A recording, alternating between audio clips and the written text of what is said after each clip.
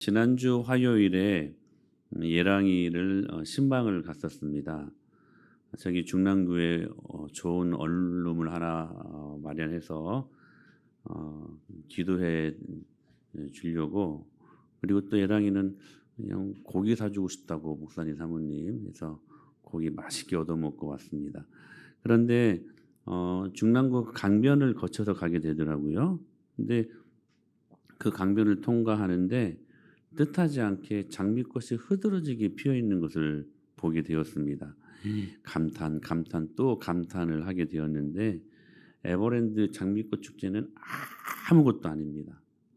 정말 멋지더라고요. 그래서 장미가 피는 5월을 계절의 여왕이라고도 하는 것 같습니다. 그런데 5월은 계절의 여왕일 뿐만이 아니라 우리는 5월을 가정의 달로 삼고 가정의 회복과 그리고 행복을 위해 많은 이벤트를 하게 됩니다.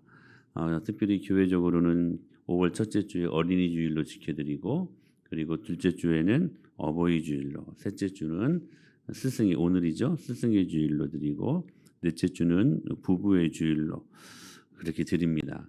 모두가 행복하려고 5월을 가정의 달로 정해서 그렇게 이벤트를 갖고 있는 것 같습니다.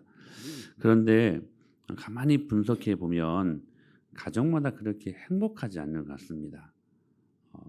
그렇다고 해서 꼭 불행한 것도 아닌데 행복한 것 같지도 않습니다. 왜 그럴까? 혹시 여러분들 중에 우리 가정은 너무 행복해요 하시는 분들 있어요? 100달란트 드립니다.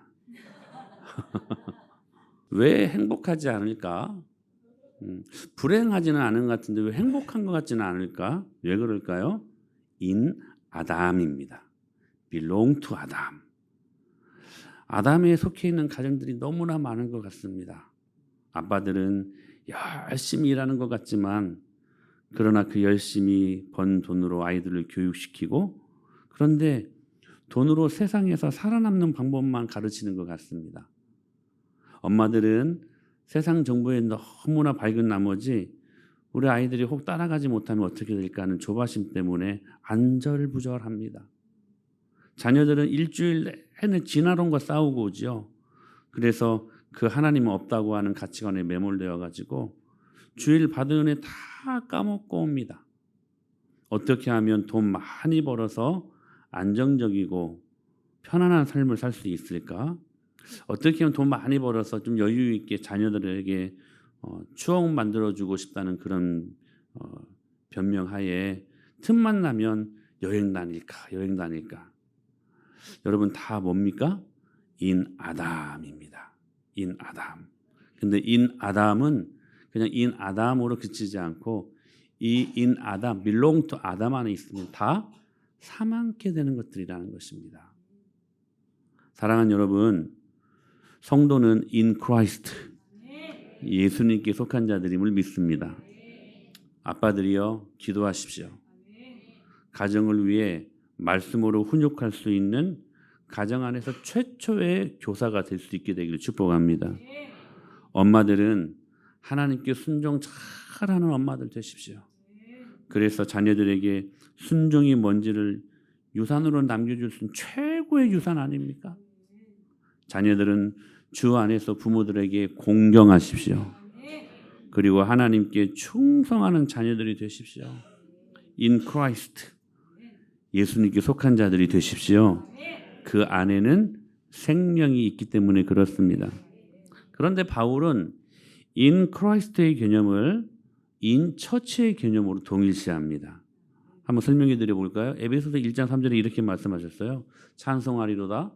하나님 곧 우리 주 예수 그리스도의 아버지께서 그리스도 안에서 in Christ, 하늘에 속한 모든 신령한 복, 만물이죠, 만물. 그 만물을 우리에게 주셨다라고 말씀하십니다. 예수님 안에서 뭘 주셨어요? 만물을 주셨어요. 만물, 신령한 복. 골로새서 1장 17절에서도 이렇게 말씀하십니다. 또한 그가 만물보다 먼저 계시고 만물이 누구 안에? 예수님 안에, in Christ, 예수님 안에 함께 섰느니라. 모든 만물이 누구 안에서 있는 거예요? 예수님 안에 있는 거예요. 예수님 안에. 그런데 그 다음 말씀 한번 주목해 보십시오. 에베소서 1장 22절 23절 말씀 시작. 또 만물을 그런 만물 위에 교회의 머리로 삼으셨느니라. 교회는 그의 몸이니 만물 안에서 만물을 충만하게 하신 이의 충만함이니라. 자 보십시오. 그 만물을 예수님이 담으셨고 예수님께서 당신의 몸이신 어디에 담아냈다고 말씀하십니까? 교회로 담아냈다라고 말씀하십니다. 모든 만물이 예수님 안에 있습니다. 근데 이것을 시청각적으로 실제로 보여주기 위해 하나님이 허락하신 게 뭐냐면 in church, 교회 안에서라는 거예요. 교회 안에서. 그러니까 in Christ, 예수님 안에서 우리를 실제적으로 보호하시려고 안전장치를 주셨는데 그게 뭐냐면 in church, 교회라는 사실입니다. 여러분 성도가 뭡니까? 교회 안에 거룩한 무리들로 부름받은 존재들입니다. 우리가 특별해서? 아니요. 주님이 특별한 은혜를 주셔서. 지난주 말씀 기억나십니까? 캐톨릭은 성도, 성인을 어떻게 구분합니까? 뭔가 특별한 일을 할 때에 성인으로 추대합니다. 그런데 우리 기독교 안에서 말씀 안에서 성도는 특별한 일을 하지 않아도 성도로 저와 여러분들을 부르셨다는 거. 무엇 때문에? 주님의 특별한 은혜 때문에. 그 특별한 은혜가 있어서 저와 여러분들을 성도라 부르셨다는 사실입니다. 웬 은혜입니까? 웬 축복입니까? 그리고 자 보십시오. 그 귀한 주님 안에서의 모든 축복을 교회 안에서 펼쳐나가기를 원하시는데 자 교회 안에서 한 질서를 주셨습니다. 교회 안에 부르셨다고 다 되는 게 아니에요. 교회 안에 부름받은 하나님의 자녀들이 그 교회 안에서 하나님이 허락하시는 행복한 질서를 경험할 수 있어야 된다는 사실이에요. 이 질서를 통해 하나님은 실제적으로 당신의 자녀들을 보호하십니다. 뭡니까? 목양관계입니다. In Christ, 예수님 안에서, in church, 교회 안에서 점점 좁혀가죠. 더 구체적으로 우리를 무엇으로 우리를 보호하시는 안전장치를 주셨냐? 그 교회 안에서의 한 질서를 주셨는데 목양관계라고 하는 질서를 주셨다는 사실입니다. 성경은 목자와 양의 관계를 분명하게 설정합니다. 빌립보 교회의 개천 멤버 3인을 기억하십니까? 자주색감 옷장수 루디아, 그리고 점치고 있었던 귀신 들렸던 여종, 그리고 로마 간수. 전혀 어울리지 않는 3인이었습니다.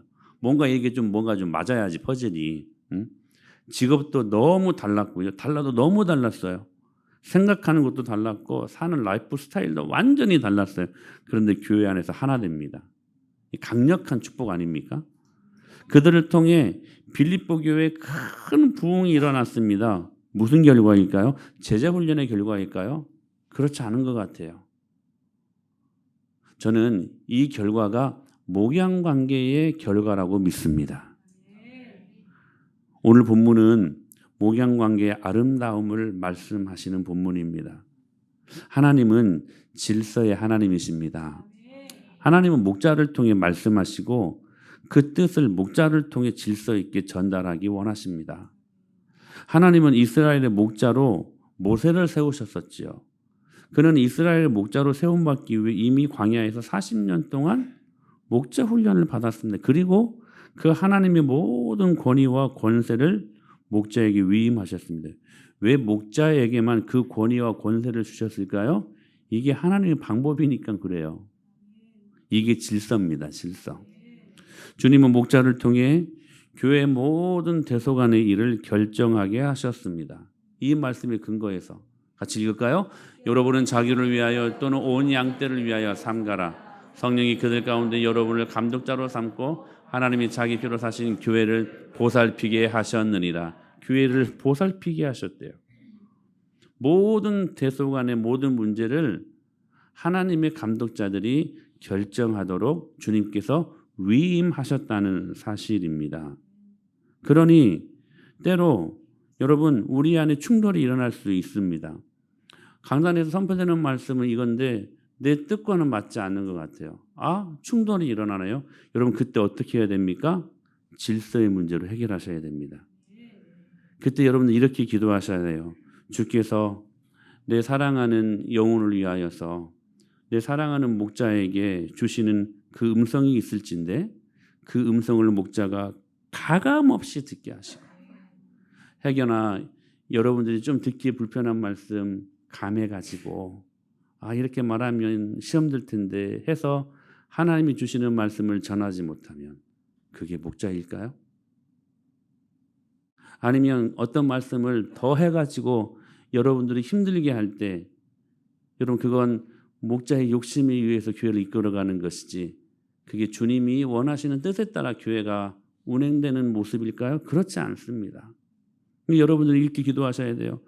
주께서 목자에게 주시는 음성을 목자가 가감없이 듣게 하시고 우리는 어떤 상황 속에서도 그 목자가 내리는 결정에 순종하게 하여 주옵소서. 그렇게 목자를 절대 신뢰하며 하나님의 말씀을 통해 영적으로 변화를 받고 그리스도 앞에 인격적으로 승복한 사람이 될 때 우리는 그리스도인의 풍성한 삶으로 깊이 들어가게 된다는 사실입니다. 목회자는 바로 이 일들을 위해 부름받은 존재들이라는 것입니다. 그러므로 이 목양관계, 이 소명의 진정한 기원은 무엇일까요? 그가 가진 학이 때문일까요? 목자가 그 권위를 인정받는 이유가 그가 가진 어떤 신비한 병든 자를 치유한다거나 귀신을 쫓아낸다거나 이런 능력 때문일까요? 아니면 고상한 인격 때문일까요? 아니면 갖고 있는 화려한 스펙 때문일까요? 결코 이런 것이 목자의 권위로 일어날 수 있는 것들이 아닙니다. 그러면 목양관계의 성립의 근거는 무엇일까요? 바로 하나님의 사랑이 있습니다. 그래서 예수님께서 베드로에게 교회를 맡겨 목자 삼으시기 전에 네가 목회에 대하여 얼마나 많이 아느냐 이렇게 묻지 않았어요. 네가 내 양떼들을 얼마나 사랑하느냐 이렇게 묻지 않으셨습니다. 주님의 질문은 단순했습니다. 네가 나를 사랑하느냐 3번 물으셨어요. 즉 목양의 소명은 한 분 그리스도에 대한 깊은 체험과 거역할 수 없는 하나님의 깊은 사랑으로부터 출발하게 되어 있다는 사실입니다. 여기서 있는 목사가 여러분 앉아있는 여러분 이 양들이 어떻게 이 관계가 성립될 수 있느냐? 하나님의 깊은 십자가의 사랑을 서로 경험할 때에 그 관계는 정말로 깊은 강력한 하나님의 영광을 드러낼 수 있는 하나님이 주시는 무기가 될 수 있다는 사실입니다. 그러므로 목자들은 자기의 사랑하는 양떼들을 만나기 전에 먼저 그리스도를 사랑으로 만난 사람들입니다. 그 특별한 사랑의 주님과의 만남을 통해서 목양을 위한 소명과 특별히 설교의 소명을 갖게 되는 것이죠. 그래서 주님의 부어지는 그 사랑하는 마음을 여러분들에게 이 강단을 통하여 설교로 여러분들에게 말씀을 드리는 것입니다. 목사의 사명이 무엇일까요? 한 교회를 목양하는 목사는 단지 예배를 위해 설교하는 사람만이 아닙니다. 목사의 사명은 단지 교인들을 은혜받게 하는 데 있지 않다는 사실입니다. 성도를 향한 그의 피를 토하는 설교도 눈물로 부르짖는 그러한 토해내는 기도도 단지 여러분들이 교회 잘 다니는 주일 출석 잘하는 사람으로 만들게 하기 위함이 아니라는 것. 목사의 모든 수고와 목사의 모든 사역의 마지막은 그냥 교회 잘 다니는 사람이 아니라 여러분이 교회를 잘 다닐 뿐만이 아니라 이 땅에서 어떻게 하면 거룩한 하나님의 사람으로 살 것인가. 이 거룩한 삶을 살아가게 하는 데에 목회자의 소명이 있다는 사실입니다. 이것이 목회자들이 가질 수 있는 양들을 향한 유일한 사랑이라는 사실입니다. 그런 의미에서 이 목양 관계로 이 말씀을 접근하면서 바울이 오늘 뭐라고 고백하냐면 7절 8절이에요. 같이 읽어요. 시작. 내가 너희 무리를 위하여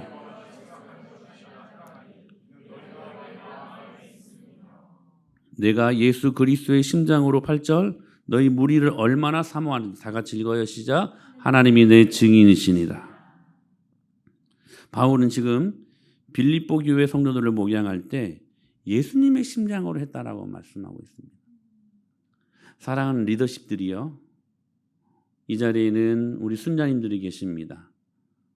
그리고 헤드십들도 있습니다. 저를 포함하여 우리 모두가 들어야 될 말씀인 것 같습니다. 예수님의 심장으로 순원들을 사랑하십시오. 예수님의 심장으로 자녀들을 양육하십시오. 내가 예수 그리스도의 심장으로 너희 무리를 얼마나 사모하는지 하나님이 내 증인이시다. 여러분, 어떤 분위기가 엿보입니까? 막 터질 것 같은 바울의 모습들이 엿보이지 않습니까? 뭔가 가슴 터질 것 같은 고백이 지금 이 짧은 이 구절을 통하여서 나타나는 것을 보게 됩니다. 여기 심장을 영어로 the affection이라고 합니다. NIV 성경에서는. 그러니까 애정, 사랑한 이런 표현인 것이죠. 그리고 킴 제임스 버전이라는 성경에서 어떻게 번역하냐면 the bowels, 창자라는 표현을 씁니다. 이 표현이 의사 선생님들이 자주 쓰는 표현들이라고 하는데요. 우리 수술하고 난 다음에 반드시 뭐가 나와야 돼요? 방구가 나와야 돼요. 그때 bowels, 이 창자의 이 운동을 통하여서 방구가 나와야 그 수술이 잘 된 거라고 합니다. bowels, 창자라는 말. 원어로는 스플링크라는 말이에요. 창자, 장. 그래서 우리가 애가 끓는다 나오죠. 애가 끓는다. 어떤 의미에서는 오늘 이 바울의 고백이 이렇게 번역될 수 있는, 내가 예수님의 애끓는 사랑과 심정으로 너희를 어떻게 사모했는지 하나님이 내 증인이시다. 이 표현 같아요. 우리가 애간장 탄다고 하잖아요. 애가 창자라는 말이고 간장은 간을 의미하는 거 아니겠습니까? 지금 바울의 빌립보 교인들을 향한 애간장이 끓는 이 고백, 사실 여러분 기억하십시오. 예수님의 고백 아닐까요? 예수님의 고백. 저와 여러분들을 향한 예수님의 고백. 애간장이 끓는 모습으로 저와 여러분들을 사랑하시는 주님. 여러분, 지금 바울의 빌립보 교인들을 향한 이 애간장이 끓는 이 고백이 어떻게 가능했을까? 바울이 이 애간장이 끓는 하나님의 사랑을 경험할 수 있었기 때문이라는 사실입니다. 하나님이 바울을, 그리고 오늘 저와 여러분들을 이렇게 애끓는 사랑으로 사랑하셨습니다. 마태복음 6장 34절에 보면 이런 말씀이 있어요. 저는 이 말씀이 그렇게 은혜가 돼요. 같이 읽어요. 시작. 예수께서 나오사 큰 무리를 보시고 목자 없는 양 같은 무리는 불쌍히 여기사 이에 여러 가지로 가르치. 여기 불쌍히 여기사라는 말씀이 원어로 똑같은 말이에요. 스플랑크니조마이라는 말이에요. 창자의 창자. 창자가 끊어지는 고통을 수반한 사랑. 여러분, 이 사랑이 예수님의 사랑입니다. 자녀들을 키우다 보면 때로 어쩔 줄 몰라 하는 마음의 고통들이 있지 않습니까? 저러면 안 되는데, 조바심이 있고, 저러면 정말로 안 되는데 하는 여러분 애끓는 그 고통들이 있지 않습니까? 왜 그래요? 내 자녀들을 사랑하기 때문에 그렇습니다. 사랑하기 때문에. 신혼이를 양육하면서, 때로는 훈육하면서, 때로는 어쩔 줄 몰라 하는, 이때는 어떻게 해야 될 것인가 하는 그런 아픔들도 있었습니다. 여러분들에게 똑같이 그런 아픔들이 있지 않았겠습니까? 그때 주님이 저에게 조명해 주시는 말씀이 있었어요. 성법아, 네가 바르게 살지 못할 때, 죄를 지을 때 내 마음이 이렇게 어쩔 줄 몰라 하는 고통의 마음이었단다. 어느 순간 그렇게 말씀하시는데요, 제 마음속에 눈물이 있었습니다. 하나님이 이렇게 아파하셨겠구나. 행여 우리 아이들이 어떤 일들을 하면서 어떤 일들을 마음 흡족하게 잘 해냈을 때, 그러면 얼마나 기쁩니까? 부모들의 마음이. 그때 우리 아버지 하나님의 마음도 함께 기뻐하시는 마음들. 하나님이 저와 여러분들이 이렇게 사랑하셨습니다. 스플랑크니조마이. 목양 관계가 바로 성립할 수 있는 근거가 바로 여기 있다는 사실이에요. 하나님의 그 깊은 사랑이 부음받은 목자와 양이 가질 수 있는 목양 관계. 사랑하는 여러분, 세상이 바꿀 수 없는 가장 위대한 가장 강력한 교회의 능력인 것을 믿습니다. 그래서 바울은 사랑을 정의할 때 뭐라고 말합니까? 사랑은 오래 참고, NIV 성경에서 long suffering, 오랫동안 고통이 수반되는 그러한 사랑이 주님이 말씀하시는 사랑의 고백이라는 거예요. 주님이 저와 여러분들 창자가 끊어지는 듯한 그러한 마음으로 스플랑크니조마이 사랑하셨습니다. 기억하십시오. 예수님을 만나고 전혀 익숙하지 않았던 낯선 전도 여행 가운데 만나는 수많은 위기들을 경험했던 바울. 사도행전에 보게 되면, 그리고 고린도전서 이 말씀을 보게 되면 여러분 그 위험이 어떤 위험이었습니까? 강도의 위험이었고, 강의 위험, 그리고 파선의 위험, 배고픔의 위험, 헐벗음의 위험, 추위의 위험, 그 위험이 얼마나 많았습니까? 그 위기들이 얼마나 많았습니까? 그럼에도 불구하고 그 위기를 이겨낼 수 있는 무시무시한 그 하나님의 힘이 어디에서 나왔을까요? 저기 갑바도기아 교부였던 바질, 여러분 기억나십니까? 터키 다녀와서 여러분들에게 드렸던 말씀들 아닙니까? 세상과 등진 삶을 살았던 것 같습니다. 사람이 그렇게 막 살 수 있는 공간이 아닙니다. 그런데 거기에서 하나님을 만납니다. 하나님의 깊은 인도하심으로 거뜬히 이겨내며 오히려 삼위일체로 완성하고 이단이 난무했던 그 시기에 하나님의 온전한 신학을 완성했던 기독교계사의 정말 큰 자산이 아닐 수 없었던 바질, 그뿐입니까? 대림교회의 성도들, 저 지하세계에서 평생을 25살이 평균 수명이라고 했으니 거의 10대에 죽지 않았겠습니까? 그런데도 그들의 그 무시무시한 삶을 가능하게 했던 것이 무엇이었을까요? 하나님의 사랑이었습니다. 오늘도 그 하나님의 사랑이 오늘 우리들 마음에 부음받을 때에 못 이기는 환경 없습니다. 못 이기는 상황 없습니다. 왜 지금 상황 때문에 힘들고 사람 때문에 어렵고 왜 고통스럽느냐? 현재적 하나님의 사랑이 여러분 안에 결핍되어 있기 때문에 그래요. 하나님의 사랑은 이 모든 것들을 이겨낼 수 있는 여러분 능력입니다. 능력. 그래서 여러분 누군가 C.S. 루이스에게 물었어요. 하나님을 사랑하는 게 쉬운 일입니까? 라는 질문에 이렇게 답했대요. 사랑하고 있는 이들에게는 쉽지. 바울 얼마나 힘들었을까? 그건 우리 생각이라는 거예요. 그 수많은 강도의 위험, 강의 위험, 배고픔, 수많은 위험을 겪으면서 얼마나 힘들었을까? 그건 우리들 생각이라는 거예요. 바질, 그 괴레미에서 무슨 낙으로 살았을까? 얼마나 힘들었을까? 저 지하 동굴에서 어떻게 살았을까? 햇빛도 못 보고 어떻게 이런 인생을 살 수 있었을까? 얼마나 어려웠을까? 그건 우리들 생각이라는 거예요. 하나님을 사랑하는 자에게 쉬운 일인가? 사랑하고 있는 자들에겐 쉽지. 오늘 이 은혜가 임하게 되길 축복합니다. 하나님의 사랑이 임하면 못 이길 환경 없고요, 못 이겨낼 상황 없다는 사실입니다.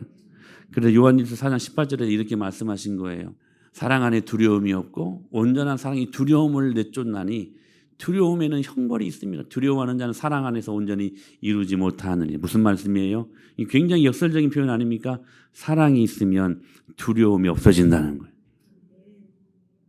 여러분 하나님과 만나십시오. 하나님을 만나는데 다른 걸로 대신하지 말고요, 십자가 피 앞에서 그 주님을 직면하십시오. 여러분 옛날에 드라마 아주 유행했던 드라마였죠. 파리의 여인이라는 드라마를 기억하십니까? 박신양, 김정은인가요? 유명한 파리의 여인. 유명한 명대사들 다 알잖아요. 모르는 것처럼 그래. 애기야 가자.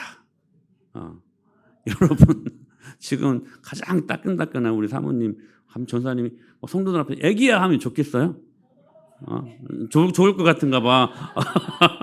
아까 애들은 우리 영양부 교사들은 아유 아니요 막 그러던데 좋을 것 같은가 봐. 한번 불러줘요 애기야라고. 애기야 가자. 이 명대사가 있었잖아요. 또 하나 정말 명대사 있지 않았습니까? 이 안에 너 있다. 기억나십니까 여러분? 이 안에 너 있다. 정확히 바울이 한 말이에요. 7절 시작. 내가 너희 무리를 위하여 이와 같이 생각하는 것이 마땅하니 너희가 내 마음에 있음이 너희가 내 마음에 있음. I have you in my heart. 내 안에 너 있다 이 말이에요. 이 말이에요.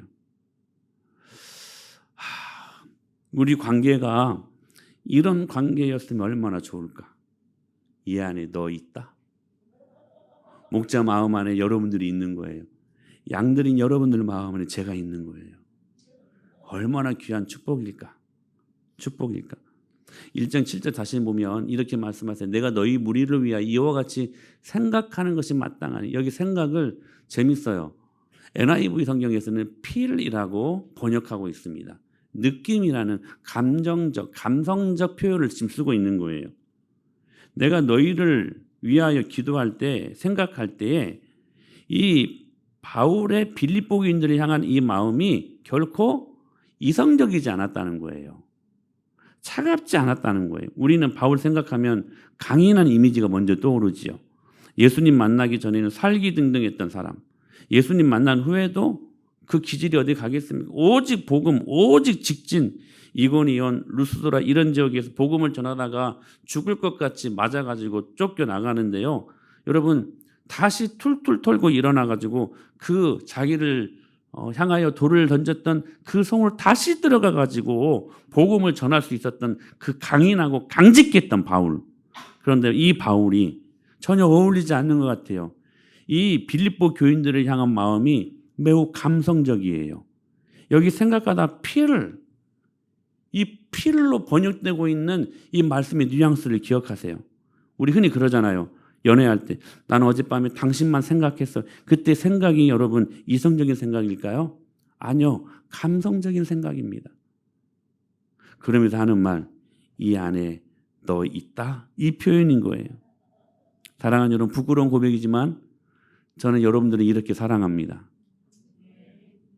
믿어줬으면 좋겠어요. 주일을 지나면 여러분 보고 싶어서 살겠어요. 솔직한 말입니다. 안식월이 되면 미리 말씀드리는 7월이면 저희들이 안식월을 가게 되는데 안식월이 되면 이게 제일 힘듭니다. 물론 안식월을 가면서 누리는 것들이 많죠. 그러나 힘든 것 딱 하나 있는데 뭐냐면 여러분 보고 싶어서. 그런데 이게 하나님 아버지의 마음이고 그래서요 주님 뭐라고 말씀하시지 아세요? 그러므로 내가 형제들아 내가 하나님의 모든 자비하심을 너희를 권하노니 너희 마음이 아니에요. 너희 몸을 하나님이 기뻐하시는 거룩한 산 제물로 드려라 이렇게 말씀하십니다. 주님은 우리의 몸이 하나님 전에 와서 하나님 앞에 보여지기를 그래서 주님 우리를 만나시기를 기뻐하시는 분이시라는 사실이에요. 그래서 여러분 하나님 내 마음 아시니까 내가 집에서 아니요. 주님은 우리의 몸을 거룩한 전에 와서 비춰지기를 원하신다는 거예요. 여러분 어찌하든지 이 자리에 잘 오셨습니다. 이게 하나님의 은혜예요. 하나님의 마음이에요. 우리를 간절히 보고 하십. 근데 그 마음이 우리 안에 있는 자들 또한 사랑하는 지체들 향하여 이 마음을 품게 되어 있다는 사실입니다. 로마서 1장 11절에서 이렇게 말씀합니다. 바울의 그 로마 교회를 향한 로마 교회 성도들을 향한 이 잔잔한 사랑의 고백을 보십시오. 내가 너희 보기를 간절히 원한다. 간절히 원한다. 데살로니가전서 3장에서도 너희가 항상 우리를 잘 생각하여 여기 생각도 필이에요. 필. 우리가 너희를 간절히 보고자 간절히 보고 싶어하는 성도들을 향한 바울의 마음들. 디모데후서 1장 4절에서도 내 눈물을 생각하여 너 보기를 원함은 간절히 원함은 내 기쁨이 가득하게 하려 함이니. 사랑하는 여러분 예수님 마음 안에 우리가 있음을 믿으십시다. 그러므로 우리도 우리 마음 안에 예수님이 있어야 됩니다. 그리고 그분의 몸이신 교회의 지체들이 우리들 마음 안에 있어야 돼요. 여러분들은 요일 중에 어떤 요일이 제일 힘드십니까? 저는요 월요일이 제일 힘들어요. 왠 줄 아세요? 주일까지 너무 멀어서. 와 여러분들 보고 싶은데 너무 멀어서 주일까지 아직도 이해 못하신 분들이 있는 것 같아요. 사랑하는 여러분, 우리 함께 고백해 볼까요? 우리 옆에 계신 분들에게 이 안에 너 있다. 시작.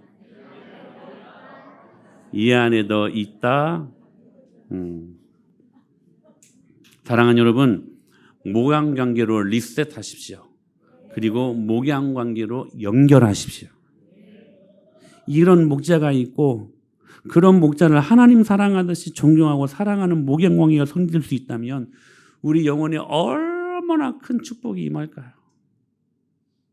참 가슴 아픈 것은 도대체 오늘날 이 교만한 시대에 자신에게 하나님의 말씀을 전해주고 그 영혼을 위해 눈물로 기도하는 목회자를 영적인 부모처럼 생각하는 그리스도인들이 별로 없는 것이 참 개탄스러울 뿐입니다. 지난주 어버이날이라고 해가지고 우리 친구들이 이러한 편지를 썼습니다. 저한테는 안 썼고 다 사모한테만 썼는데 이렇게 썼어요. 또 한 분의 어머니가 되어주심에 감사합니다. 평소 말로 표현하지는 못하지만 언제나 감사합니다. 항상 사랑하고 존경합니다. 그 다음이 좀 중요한 것 같아요. 사모님을 닮아 영혼을 환대하는 사역자가 되겠습니다. 아들 성민 올림. 또 하나의 아들이 생겨버렸네. 보세요. 하나님의 말씀을 전해주고 그 영혼을 위해 눈물로 기도하는 목회자를 영적인 부모로 생각하며 살아가는 그리스도인들이 참으로 부족한 이 시대에 이런 고백 하나하나가 참 값집니다. 귀합니다. 또 어떤 분이 이렇게 편지를 썼어요. 예쁜 권현신 사모님께 사랑하는 사모님, 어버이날을 맞이하여 이렇게 펜을 들어 마음을 전합니다. 우리 여성도들의 따뜻한 엄마가 되어주어 항상 우리들을 딸같이 대해주시고 투정에도 고민에도 진심으로 귀 기울여주시고 기도해주시고 답해주시는 사모님께 감사해요. 저의 부족함과 못남으로 때로 사모님의 마음을 아프게 죄송합니다. 사역을 향한 진심, 교회와 성도를 사랑하는 마음 잊지 않고 더더욱 사랑스러운 딸의 모양으로 나아가겠습니다. 사랑합니다. 사모님. 김모성은 집사님이 이렇게 고백을 하셨습니다. 저는 이 고백이 또 너무 멋져요. 안녕하세요 사모님. 10년 동안 절 말씀 안에서 잘 길러주셔서 감사합니다. 사모님 덕분에 여기까지 왔어요. 감사합니다. 제가 넘어질 때마다 일으켜 주셨습니다. 사모님 건강하세요. 다시 감사합니다. 누가 쓴 줄 아세요? 유건이가 썼어요. 유건이가. 제가 넘어질 때마다 일으켜 주셨습니다. 사모님 건강하세요. 사모님 덕분에 여기까지 왔어요. 말씀을 가르쳐주는 영혼을 위해 기도해주는 목자들 향하여 참된 영적인 부모라고 말하기 힘든 이 시대에 이런 고백이 있다고 하는 것 우리 은혜마을교회 강력한 무기 아닐까요? 어떤 분의 고백입니다. 교회를 정하는데 홈페이지를 참고하지 않겠습니까? 그런데 교회 홈페이지에 들어가 보니까 우리 교회 홈페이지에만 있는 게 있더래요. 교회에 자랑이 있고 그리고 목사님, 사모님 자랑이 있더라는 거예요. 와, 목사님을 사모님을 자랑할 줄 아는 그러한 성도들이 있는 교회 참 행복하겠구나라는 생각을 하신 것이겠지요. 사랑하는 여러분, 모두 교인들이 자기의 문제를 알고 있는 것도 아니고 그렇지 않습니까? 자기의 문제를 의외로 많이 모릅니다. 안다고 해서 그러한 어려움들을 극복할 수 있는 충분한 지식을 가진 것도 아니고 지식이 있다고 해도 실제로 그렇게 살아갈 힘이 있는 것도 아니고 이게 양들의 특징입니다. 모두 자기의 문제를 알고 있는 것도 아니고 안다고 해도 그 어려움의 모든 문제들을 극복할 수 있는 충분한 지식을 가진 것도 아니고 지식이 있어도 그렇게 살아갈 힘이 없는 게 양들이라는 거. 여러분, 우리는 절대로 혼자서 신앙생활 할 수 없습니다. 우리는 양입니다. 그래서 저와 여러분은 목회자의 도움이 절대적으로 필요한 사람들이라는 사실인데 목회자의 마음 안에 성도들이 있고 이 마음 안에 너희 있다? 성도들의 마음에도 이 마음 안에 목사님이 있습니다. 이렇게 고백할 수 있는 사랑하고 존경하는 목양관계의 아름다움 속에서 하나님의 나라는 빛이 임하게 될 것임을 믿습니다. 사랑하는 여러분, 오늘 스승의 주일입니다. 여러분들을 위하여 기도하는 교육자들을 위해 축복하는 시간들이 되었으면 좋겠습니다. 여러분들을 위해 정말 전투적으로 사역하고 계시는 우리 순장님들에게 여러분 감사합니다, 고맙습니다 표현하는 시간들이 될 수 있기를 축원합니다. 우리 모두 이 귀한 목양 관계 안에서 참된 축복을 경험하고 이 각박하고 어두운 시대에 하나님의 신실한 영광을 경험하며 믿음으로 나아가는 저와 여러분들이 될 수 있게 되기를 간절히 축원합니다.